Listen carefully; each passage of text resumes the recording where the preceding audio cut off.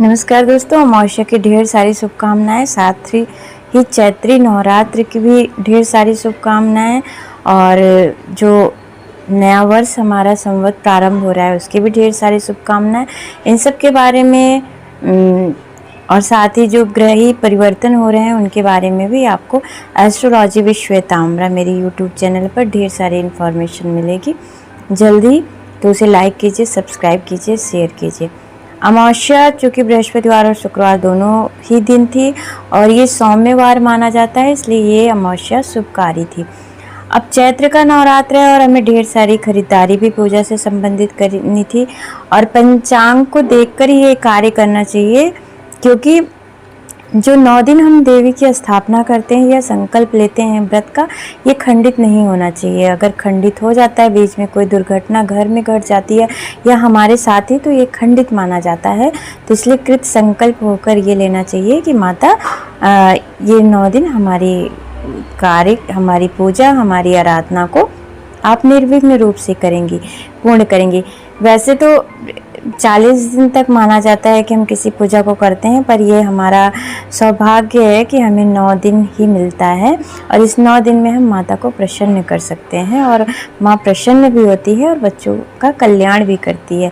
तो इस नवरात्र को आप भी अपने लिए शुभकारी और कल्याणकारी बनाइए। साथ ही जब हम दुर्गा सप्तशती का पाठ करते हैं तो उनके चरित्रों का उसमें वर्णन है और जब हम पर डे पाठ को ख़त्म करते हैं तो 1 से 13 अध्याय हैं, 700 श्लोक हैं, तो कीलक, कवच, अर्गला सब पढ़ते हुए ख़त्म कर देते हैं।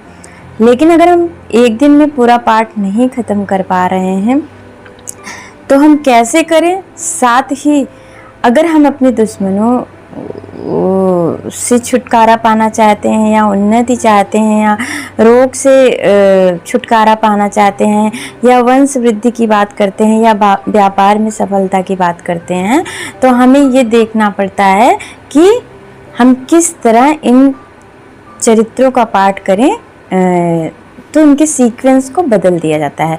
उसके बारे में भी बताऊंगी। तो आप मेरी यूट्यूब चैनल को लाइक कीजिए, सब्सक्राइब कीजिए और शेयर कीजिए। लेकिन उन सबसे पहले जो हमारे पितर आए हैं उनका आवाहन करना चाहिए, क्योंकि वो हमारे पूर्वज हैं और कल हम भी पूर्वज होंगे। तो पहले तो घर में ही संस्कार ये देना चाहिए कि पितरों के नाम से तर्पण, अर्पण, दान करना चाहिए और हमारे पितर प्रसन्न रहेंगे तो हमारे घर में सारी वृद्धियाँ होंगी। तो सबसे पहले पितरों से आशीर्वाद लीजिए।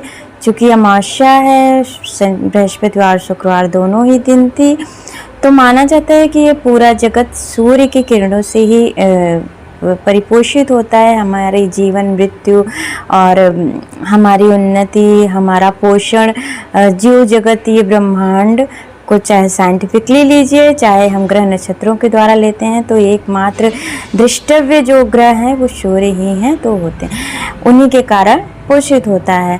तो माना जाता है कि उनसे हजारों किरणें निकलती हैं। उन किरणों में एक आमा नामक किरण निकलती है जो प्रमुख है। जब उस पे चंद्रमा से होकर निकलती है तो चंद्रमा पर जो पितर हमारे रहते हैं उस किरण के जरिए धरती पर आते हैं और हम सबसे मिलते हैं और हमें उनका सम्मान करना चाहिए, उनके नाम से अर्पण, तर्पण और दान करना चाहिए। इस तरह जब पितर प्रसन्न होकर चले जाते हैं तो हमारे लिए सारी उपलब्धियों और ऐश्वर्य, खुशी, संपन्नता का आशीर्वाद मिलता है, द्वार खुल जाते हैं, जिस तरह की हमारे पेरेंट्स हम सब के लिए करते हैं या हम सब अपने बच्चों के लिए करते हैं। तो पितरों के नाम से दान, स्नान, अर्पण, तर्पण कीजिए। साथ ही अमावस्या के बाद ही शुभ मुहूर्त आ गया है, जिसमें हमें पूजन सामग्री खरीदनी है और माता के लिए पूजा करनी है। तो ये शुभ मुहूर्त में अब आप खरीदारी करेंगे पूजा से संबंधित, तो दक्षिण मुखी सरसों का तेल आज पितरों के नाम से जलाइए संध्या के समय और दान कीजिए। और साथ ही चैत्र नवरात्र और ये नए संवत की ढेर सारी शुभकामनाएं और ढेर सारे पूजा के तरीके और इस बार आप नया क्या करें और आपकी पूजा खंडित ना हो और उपलब्धियां मिले। साथ ही राहु, केतु, बृहस्पति और अप्रैल महीने में तो 9 के 9 ग्रह, चंद्रमा को भी देखें तो सब ट्रांजिट कर रहे हैं। तो इनसे रिलेटेड सारी इन्फॉर्मेशन और वो आपके लिए कितने फ़ायदेमंद हैं, इसको देखिए और उपाय कीजिए। ढेरों शुभकामनाओं के साथ मैं एस्ट्रोलॉजर श्वेतांबरा।